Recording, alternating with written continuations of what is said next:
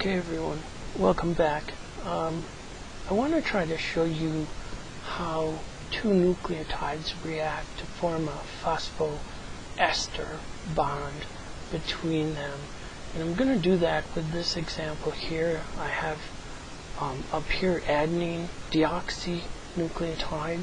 So there's your 2' hydrogen instead of the 2' hydroxy that you'd have in ATP. So this is deoxy, 2' deoxy ATP. Here's the all-important 3' alcohol group, the 3' OH group. And then on the other reactant here, we have this 5'. This is the 5' carbon right there. Okay, oops, man. This is the 5' carbon right there. Okay, and so this is going to react with that triphosphate here. So this is a phosphorus atom in a triphosphate. This is already esterified to that alcohol, 5' alcohol of the T base here, and this gives us deoxythymine triphosphate. So this is an ester bond between the alcohol of the deoxyribose and the phosphoric acid derivative here. And so we're going to have our basic ester formation between an alcohol and an acid derivative. Okay, so what we're going to do here is we're going to, in the end, form a diester, phosphodiester, between these two nucleotides. And the way that proceeds is simply the way all of these nucleophilic reactions proceed. We're going to have that alcohol attack that phosphorus atom. It's going to open up those electrons, and it's going to make a negatively charged oxygen here and a new bond there. Okay, that negatively charged oxygen is then going to eliminate pyrophosphate in this case instead of water to form this new ester. So let me try to show you how that works. Now before I do that, I've made a simplification here. I've put OHs on all of these phosphoric acid groups. At pH 7 or around neutral, you'd probably have somewhere around 1.5 to 2 negative charge on these phosphates somewhere, and I'm just going to call them all OH groups for simplification. Okay, so that's why they're always OHs. Actually, at pH 7, you'd have some negative charge on this, but just for simplicity's sake, I've eliminated that complexity. So, first step, nucleophilic attack of the electron-rich OH group, oxygen, on this phosphorus atom of the triphosphate group, and that's going to open up into one of these intermediates, and I'm just going to concentrate on the phosphate here. So we're going to have, it's poorly placed, we're going to have here a phosphate, and that's going to have an opened up oxygen like we usually do. Now this phosphate is going to go over to the rest of the triphosphate group. So let me put that in there. We'll just, as I said, shortcut these with OHs. Okay, and now this group here is going to go up to the new oxygen. We're going to still have the OH there, and we're going to have this onto the adenine, and I'm going to shorten that adenine base up with just the A, and I'm going to shorten up these triphosphates of the ATP. It's just circled P's here, okay, just to make this less long than it normally would be. Okay, now we have 3 bonded oxygen here. That's an unhappy situation for that oxygen.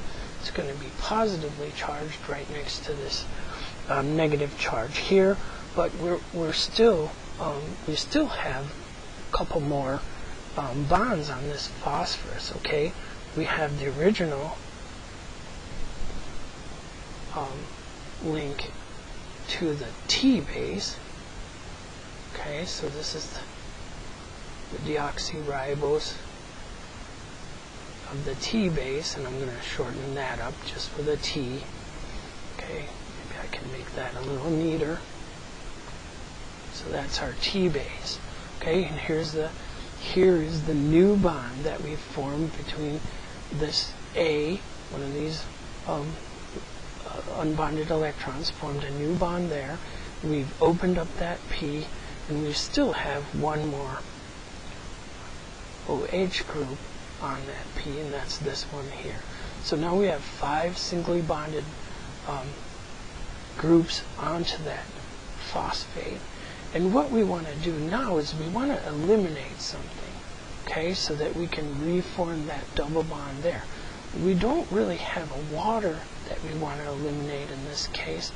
What we're going to eliminate in this case is, sorry, random marks here. What we're going to eliminate in this case is a molecule we call pyrophosphate, okay, or PPI. Okay, and pyrophosphate is this molecule right here. Okay, and when we eliminate that, we're going to take that proton with it. Okay, and so how does this look? Okay, what is our next step here? Well, let me just draw the A. Here's our ribose, deoxyribose. Okay, and we still have these phosphates. Still have that triphosphate there. Now we've gotten rid of that that proton to the pyrophosphate. And when all of this happens, this double bond reforms. Okay, so we've got here phosphorus, the double bond reformed. Now we have OH here, and we have the original ester over to the T base. Okay, and here's the 3' hydroxyl of that T. So up here is the thymine. I don't know why I can't get that a little bit neater. Sorry, folks. Okay, so there's your T. And now look what we have here. We have a neutralized molecule with an ester bond here, phosphoester bond here, okay, and a phosphoester bond here. Let me get rid of those circles. And that is a phosphodiester. Okay?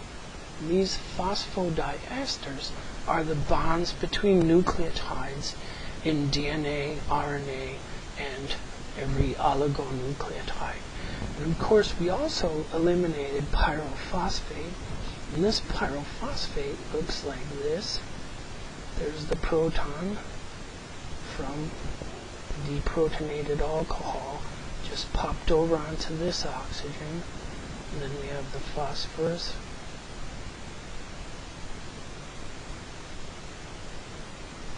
With its other substituents. Okay? Now, all of this normally happens in the active site of some kind of polymerase, a DNA polymerase in this case, because it's a DNA reaction. And in all of these reactions in the catalytic site of this DNA polymerase are completely reversible. All of this is reversible until pyrophosphate dissociates from the enzyme.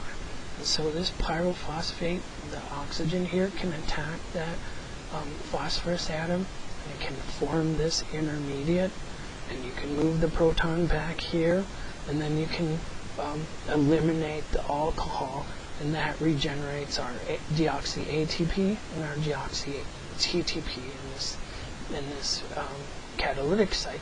And that's very important, because if the DNA polymerase had made a mistake it has the ability to correct that mistake right away.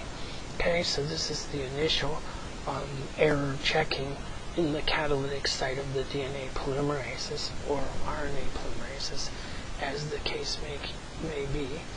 Anyways, this is how two nucleotides react together to form a phosphodiester bond between them, and that's the typical linkage that you have in nucleic acids. A really important part of this is the reaction of the 3' hydroxyl group. Okay, that's the nucleophilic attacker. Okay, this is the nucleophile that attacks the pyrophosphate, and that attacks the alpha. Sorry, don't do that very well either. The alpha phosphate of the incoming nucleotide. Okay, and that alpha phosphate is this one here, alpha, beta, and gamma phosphates. Okay, so that is your reaction here, nucleophilic attack onto the alpha phosphate of the incoming nucleotide triphosphate. Alright, that's how you form nucleotides, and the really important part of this reaction is that 3' hydroxyl group. You know, some of the drugs, for example, the AZT drug that's used against HIV virus, it actually replaces this 3' hydroxyl group with an N3 group. And that N3 group can't do this reaction. So that's called a chain terminator, because anytime you build that molecule into here, it just absolutely stops any reaction of the next molecule. If you don't have that 3' hydroxyl group, you're not going to get this type of reaction. If you don't get this type of reaction, you are unable to build phosphodiester bonds between nucleotides.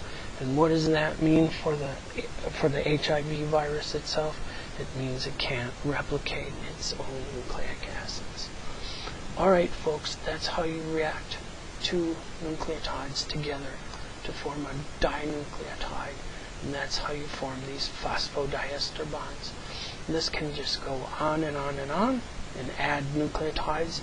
You know, in this product here, we have another 3' hydroxyl group, and another nucleotide triphosphate can come in here, and the reaction can continue, and we can grow this chain one nucleotide at a time until we have the entire DNA copied.